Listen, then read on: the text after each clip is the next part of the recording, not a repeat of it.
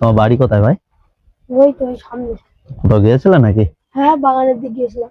ও, তা বলছি আমি তো রোজা করছি, আমার জন্য একবার পানি এনে দেওয়া যাবে? একটু দরকার ছিল। কেন? একটু চোখি মুখি দিতাম, মানে নদীর থেকে আসছি তো, চোখ জ্বালা করছে, একটু চোখি দিত। আনতে হবে। তো আমি বাচ্চাটাকে পাঠিয়েছি একটু পানি আনতে।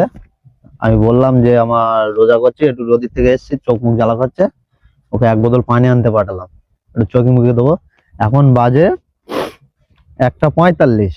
এখন 1:45 বাজে, তা ও আসে কখন আমি দেখবো। তুমি এসছো বাবু? হ্যাঁ। আচ্ছা ঠিক আছে, তাহলে এতক্ষণ লাগলো, আমি তোমাকে পানি পাঠাতে পাঠালাম একটু এই 1:45-এ। আমার এখন 2:40 হয়ে গেছে, এখন তুমি আসছো, দেরি হয়ে গেল।